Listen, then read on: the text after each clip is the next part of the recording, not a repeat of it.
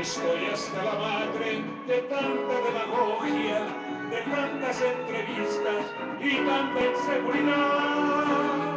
¿Sabes una cosa? Es tiempo de que salga tanta gente tramposa que al ciudadano acosa y no nos deja vivir. ¿Sabes una cosa?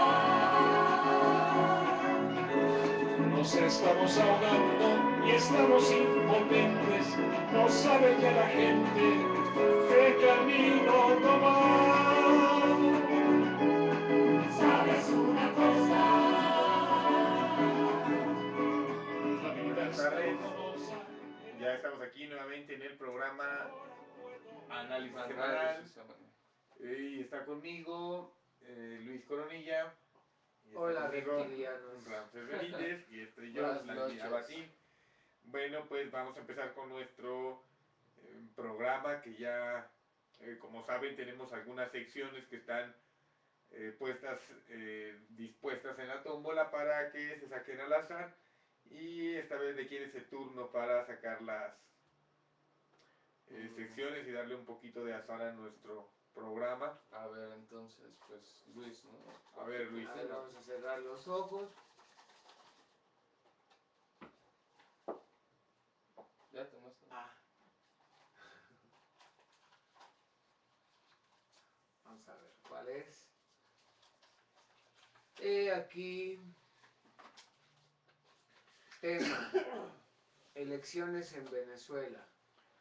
Bueno, como tema internacional tenemos lo que ocurrió en Venezuela, que fue la elección, me parece la tercera, ¿Ves que se Sí. reelige? que se reelige Chávez, ¿no? Competía contra un candidato que se llama Capriles, apellida Capriles. Ajá. Es un candidato Enrique Capriles, muy identificado con las televisoras que hace años intentaron de derrocar a Chávez, muy identificado con la derecha. El candidato Capriles y Chávez, pues ya sabemos, ¿no? Totalmente a la izquierda, identificado y tildado por ello hasta de dictador, ¿no? El dictador principalmente, ¿no?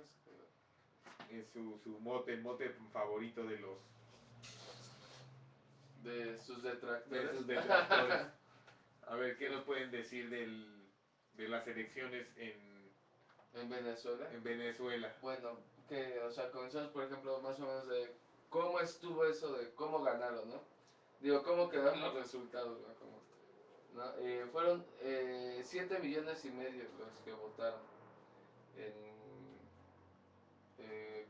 representa el 54.42% que fue para Hugo Chávez. Y para Capriles fue fueron 6,151,000 millones de votos, que representan el 44.97%. Ahora, algo que se dice también es que mucha gente fue a votar, me parece que fue casi el 80% de la gente Del que está padrón. empadronada, ¿no? ¿Cuánto porcentaje del padrón? 80% del padrón asistió. Aquí en México, ¿cuánto es el padrón que asiste? Pues fue en esta ocasión, me parece que como el 50, ¿no? 60%. ¿Aquí? En México. En las Sí, pasadas como elecciones de 50, julio. casi 60, 50. Casi 60%. Menos del 60%, 55% vamos a poner en promedio, ¿no? Se podría decir que tenemos de participación, y en Venezuela estas elecciones tuvieron más del 80%. Casi, o sea, el Casi 80%, el 80%, más alrededor del sí. 80%. Bueno, pero seguimos con la numeralia. No, bueno, o sea, más o menos, o sea, eso, ¿no? O sea, en realidad sí hubo una diferencia. Capriles sí fue a aceptar, ¿no? Que había perdido. Yo en televisión, o sea, decían así como, ya sabes, ¿no? Comentarios de, no, es que esa es una manera, ya sabes, aquí, que no recuerdo si era Milenio, así de, no, esa es una forma de aceptar la derrota y, o sea, Ajá, comparando sí, con con López López Obrador, Obrador, sí, claro, haciendo alusión directa a López Obrador. sí, sí, sí, pero, Ajá. Y a mí lo que de verdad que tomaría yo como un comentario principal, ponderable, es la transparencia en el proceso electoral venezolano. La transparencia en el sentido del algoritmo, el algoritmo que usaron y también la forma en la que la gente iba a votar, ¿no? Que era, pues, imprimías, votabas electrónicamente, se imprimía tu voto, una boleta, la doblabas y la metías. Entonces permitía al ciudadano cerciorarse 3 veces por quién votó. Entonces tienes un algoritmo directo en la computadora que al momento ya se van haciendo las gráficas. Segunda, el ciudadano lo ve impreso. Y tercero, va a la urna. Entonces, me parece que lo más ponderable para mí, no me parece, lo que es para mí más ponderable es la legitimidad del proceso y cómo en un sistema bolivariano o con ideales bolivarianos sí se ve la intención de una democracia. Transparencia. No hay Transparencia, corrupción o no tanta, no desbordada, porque aquí en México está desbordada, como en otros países, no tanto que ya otros países de América del Sur lo quieren tomar como modelo para sus elecciones en los siguientes años, ¿no? Y Ya no, inmediatamente. y no al IFE, ¿no? Como, Te digo, al IFE lo mandan a Oriente a, Medio, a las a nuevas capacitar, democracias, en Estados Unidos lo también. mandaron a Haití, ¿no? Mm. Pero acá me parece que se ha dicho por muchos medios y muchos especialistas que las elecciones en Venezuela, pues sí fueron un ejercicio democrático creíble, pues cándido en el No, a sentido mí de me parece muy blanco. interesante esa opción de el voto electrónico, pero al mismo tiempo impreso. Se imprime, entonces es muy fácil, no se puede hacer como por ejemplo en Estados Unidos, en donde solamente está Electrónico. Electrónico. electrónicamente. Pues aquí en México hubo algunas casillas que ya fueron electrónicas porque o sea, así como para hacer una prueba, ¿no? Ajá. Ir- Pero eso me parece más peligroso porque sí, tú puedes, mediante los algoritmos, hacer cualquier tipo de triquiñuelas electrónicas en cuanto al conteo. Pero ese conteo electrónico tiene que coincidir con el conteo en las urnas, ¿no? Con las boletas impresas, es lo que tiene que coincidir. Eso es Digo, pero con un ese muy buen sistema que candado. se usó aquí, prescindes sí.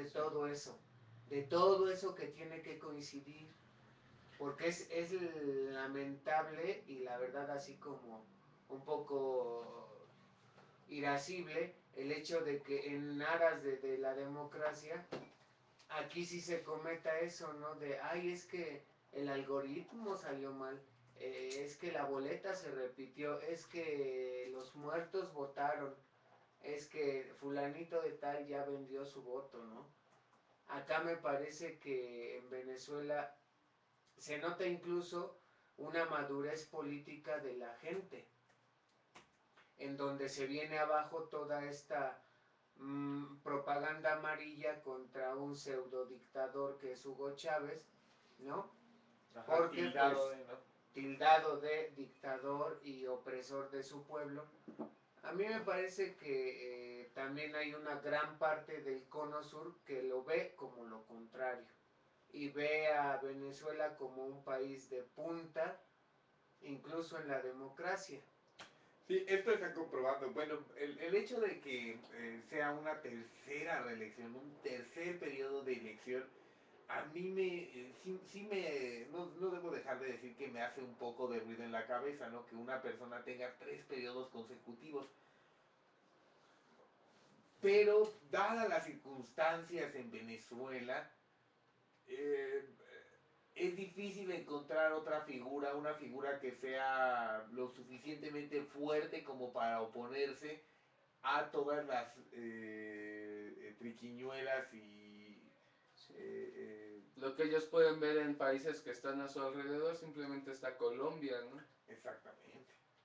Entonces está medio difícil, ¿no? Ajá, por ejemplo, también iba a comentar de lo de su sistema electoral, digo, tanto, o sea, cómo sus circunstancias son los que los llevan también a hacer ese tipo, ¿no? De métodos para las Evitar. elecciones, ¿no? Porque también a él, como se le ha atacado mucho de dictador, Ujú. también él tiene que realmente probar, o sea, Ajá, la Que mejor no lo es. ajá, que no es, o sea, sino que realmente la gente está votando, ¿no? Bueno, un por- dato que dio Fernando Buenabad durante el Mm. programa de Jorge Saldaña en una entrevista radiofónica que le hizo Jorge Saldaña a Fernando Buenabad, estaba comentando Fernando Buenabad que el número de periodistas acreditados para cubrir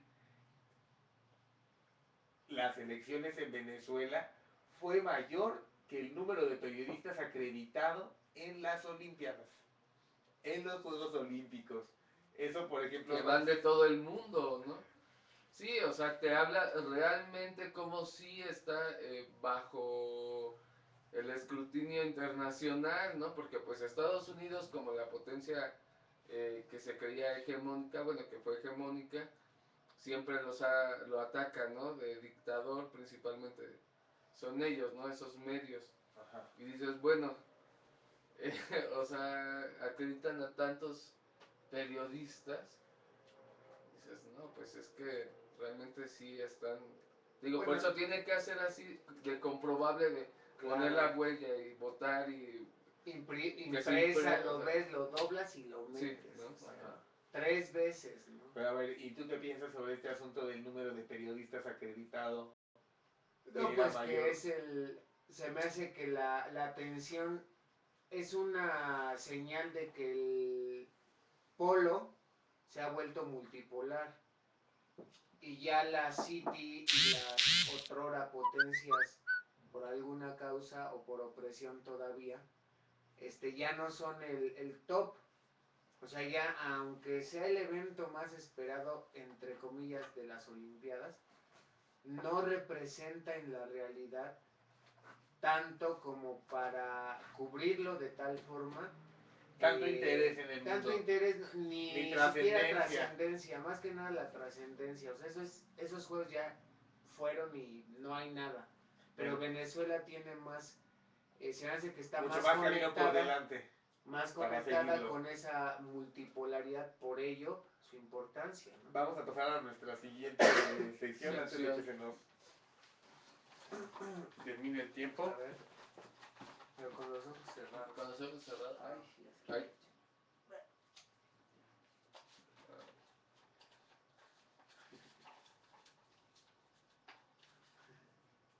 Tan, Tarán. tarán, a ver qué salió. Lectura. Lectura. Bueno, hoy como lectura escogimos un artículo, ¿no? En realidad Sí, es breve, pero está muy interesante. sí, Y es sobre un chip de cuarzo. sí. Entonces vamos a ver más o menos de qué se trata esta nueva tecnología. Nueva tecnología, muy interesante, adelante. Sí, muy interesante. El artículo se llama así: desarrollan un chip de cuarzo muy resistente capaz de almacenar información durante grandes periodos de tiempo. Entonces vamos a leer un poco. Dice, es más difícil conservar un pergamino medieval, pero si tenemos cuidado las próximas generaciones podrán seguir leyendo sobre ellos. Las inscripciones en piedra durarán mucho más, aunque la erosión finalmente termine con esos monumentos. ¿No? De algunos siglos del periodo histórico humano, simplemente no tenemos casi ningún tipo de registro escrito. No sabemos lo que pasó en esas épocas. La posibilidad de transmitir información a las futuras generaciones descansa sobre varios factores: que se entienda el código o la lengua utilizados, la permanencia de la tecnología usada para leer el formato y la estabilidad del soporte físico. Si desconocemos la lengua, entonces no podemos saber si lo que hay escrito, no podemos saber lo que hay escrito. Eso pasa con algunas escrituras que todavía no se han descifrado y con otras, como la maya, todavía hay dificultades. La existencia de objetos como la piedra de Rosetta ha sido fundamental en esos casos. Podemos leer un pergamino, una estela maya o una tablilla sumeria con la vista sin necesidad de ninguna tecnología. Pero si usted, amigo lector, tiene un disco floppy de 5.25 pulgadas, ya no podrá leerlo, pues posiblemente ya no dispone de la tecnología obsoleta para ello. Bueno, sí, ¿no? O sea, eso, o sea, me acuerdo, ¿no? De las computadoras de las Commodore, ¿no? Que eran... Unos disquetes así cuadrados, ¿no? Sí, pero sí estaban completamente planos Ajá. y estaban así cuadrados, ¿no? Eran Ajá, grandes, sí, realmente, grandes. así está, Y flexibles Sí. un tanto. sí, sí, Pero era- igual les pasabas un imán, incluso a estas computadoras, sí, les pasas un imán y valen para dos Un disco cosas. duro vale Se por borra.